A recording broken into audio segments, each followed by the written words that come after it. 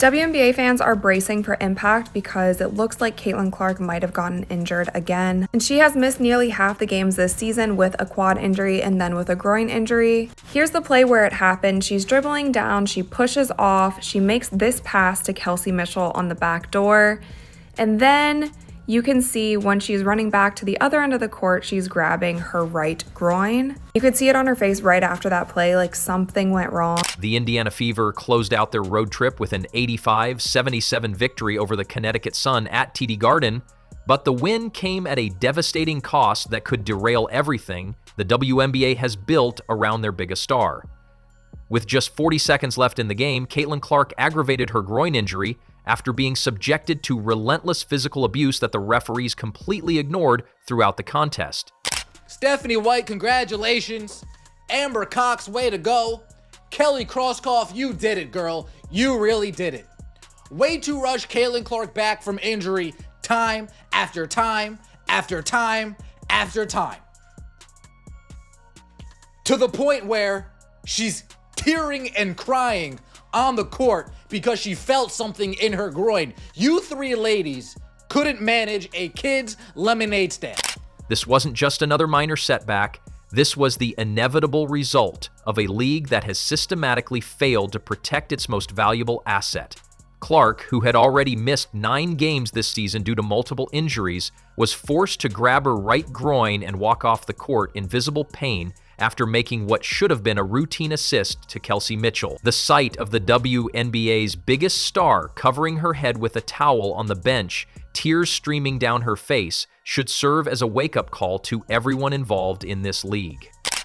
This is potentially a disaster for the city of Indianapolis, the Indiana Fever. They're hosting the All-Star game. We just found out Caitlin Clark was going to be in the three-point contest. And this is her right here. You can see her. Let me turn this down. She's grabbing that groin, folks. She's grabbing the groin area. She's going to walk over. She knows she's injured. And it looked bad, folks. She was on the bench, had her head wrapped in a towel.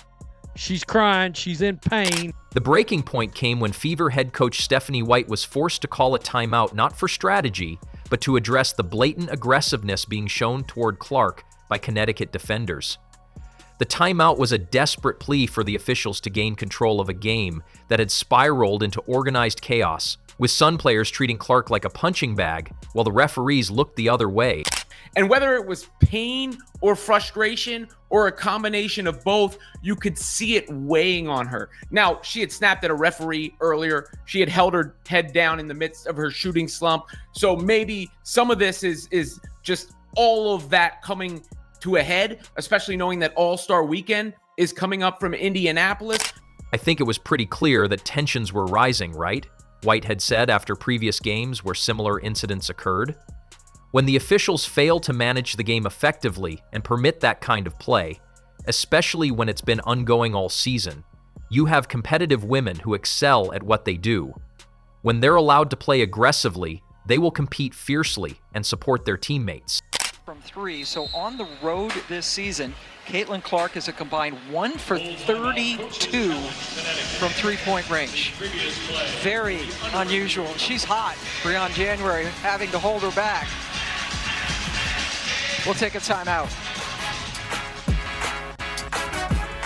I mean, yo, she went from 0 to 100 real quick. She was upset, dog. I don't know what that ref said. I don't know what happened. But, yeah, she was basically just saying that has nothing to do with it. So I don't know what they were discussing. But, yeah, she was basically pissed about the entire situation, man. But this time, White's timeout wasn't enough. The damage was already done. The refs had spent the entire game allowing Connecticut players to hand check, hold, and physically molest Clark without consequence. Every screen was a potential injury. Every drive to the basket was met with contact that would have been called flagrant fouls in any other era of basketball. Is the refs, dog. Like, The refs are terrible. Y'all play a part in these injuries. Y'all play a part in all of these injuries. Y'all don't call nothing. Y'all don't call nothing, bro. Like, what are we talking about? You like, all of y'all should be fired. Guys, don't do your jobs at all. You guys are trash. Trash, man. You got people getting hurt left and right. Look at this trash. We got people getting elbowed in the face. Body check. Look at this. Sophie Cunningham dropped. She just gets body checked out of bounds. No calls. None. If you're enjoying, please subscribe. What we witnessed against Connecticut wasn't basketball. It was a systematic campaign to break down the most talented player the WNBA has ever seen. Clark entered the game shooting just 28.9% from three-point range this season, a staggering decline from her typical excellence. Her field goal percentage has dropped to 37.4%, ranking her 31st among the 35 players taking at least 10 shots per game. Somebody who's never gotten injured ever in their career. Here comes all these, we got a new coaching staff, we got a new training staff, we got this person and that person, an expert here and an expert there, saying this, saying that. Next thing you know, these people have managed to turn Caitlin Clark into a player who now gets injured. What the hell did you guys do with Caitlin Clark? This isn't coincidence. This is the direct result of a player who can't find her rhythm because she's spending more time recovering from injuries than actually playing basketball. Clark has been available for only 59.1% of the Fever's games this season, missing 9 regular season contests due to a left quad strain, a left groin injury, and now this latest right groin setback. The numbers tell the story of a player under siege. In her last 4 games since returning from injury, Clark has shot 33.3% or lower from the field. She's not hitting the threes that made her a household name because she's playing through pain, playing with limited mobility, and playing against defenders who know the referees won't protect her. That are turning into another injury, and it's an overcompensation injury, and she's trying to play through it because she's got the weight of WNBA on her shoulders. All of this stuff. I think all of these things are factors. I think all of this is a factor for what's happening. I think all of this is a factor of why she's playing. I think she's trying to carry this league on her shoulders. And the refs are letting them beat the crap out of her. That doesn't help things. It doesn't help things when the referees are absolutely letting teams beat the crap out of her. There's no ifs, ands, or buts about it. Other teams are allowing other teams are beating the crap out of her, and the referees are allowing it. ESPN's broadcast team finally said what everyone has been thinking for months. During a recent game, commentators Rebecca Lobo and Ryan Ruocco were forced to count the fouls that referees were ignoring in real time. There's a grab, there's a hold, there's another grab. I mean, all of those are fouls. Every single one of them, Lobo stated while watching Clark get mauled on a single possession. The hypocrisy is staggering. Clark gets called for technical fouls when she shows the slightest emotion after being fouled, but opponents can literally punch her in the face and walk away without consequence. Marina Mabrey once shoved Clark to the ground during a game, and the referees called it a common technical foul rather than an ejection. Meanwhile, Clark's brother Colin summed up the frustration perfectly after the latest injury. Make no mistake, this is on the reffing. The family has watched their daughter and sister get targeted game after game while officials turn a blind eye to the kind of physical abuse that would end careers in any other sport. Caitlin Clark's brother, Colin. Colin just said this. Make no mistake, this is on the refereeing. This is Colin Clark, Caitlin Clark's brother.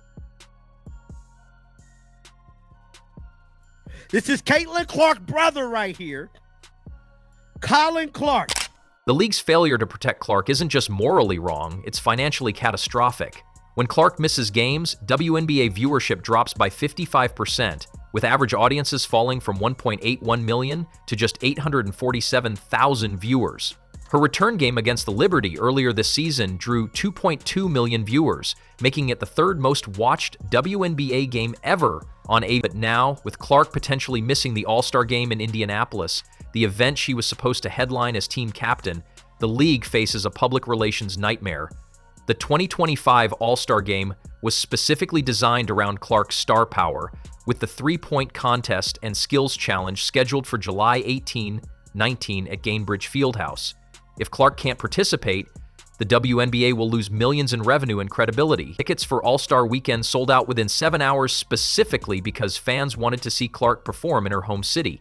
Without her, the event becomes just another exhibition game that nobody outside of hardcore fans will watch. Our biggest concern is obviously her health.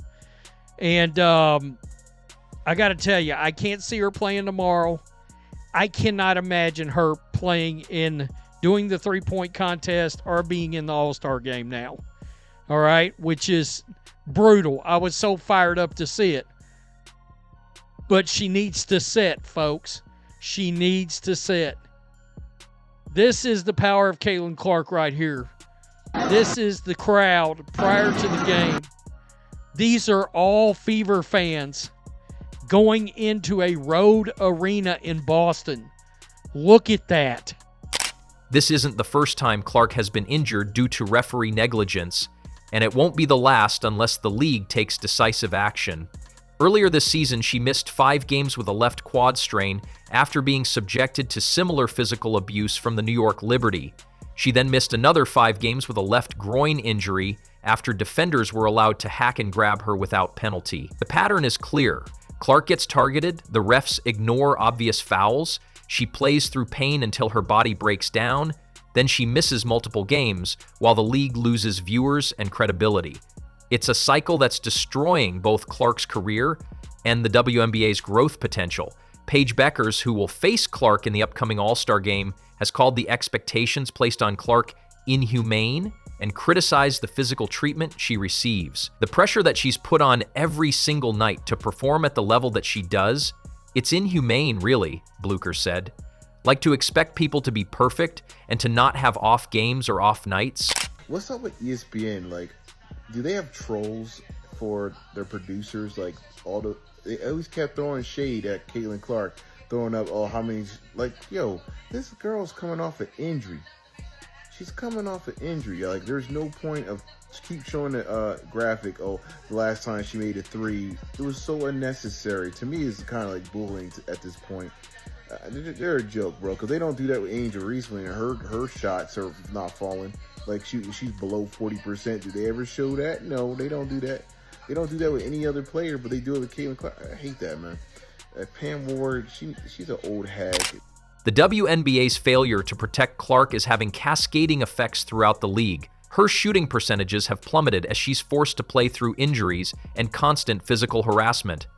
Her three-point shooting has dropped to 28.9% this season, well below her career standards. But the real cost isn't statistical.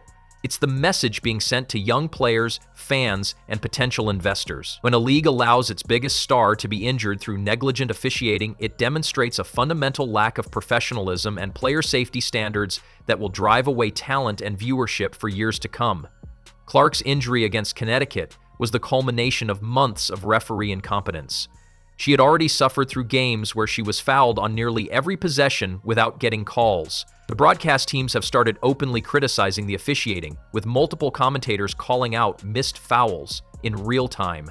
The things that we were looking forward to this weekend in the W have just gotten jeopardized because of this Caitlin Clark groin injury. And I can honestly say this.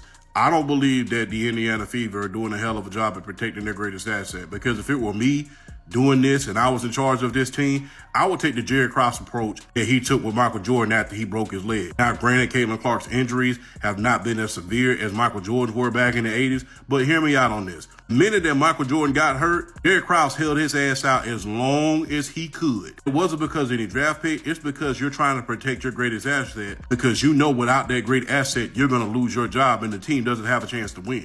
The timing of Clark's latest injury couldn't be worse. The All-Star game in Indianapolis was supposed to be her coronation, a celebration of her impact on the sport in front of her home crowd.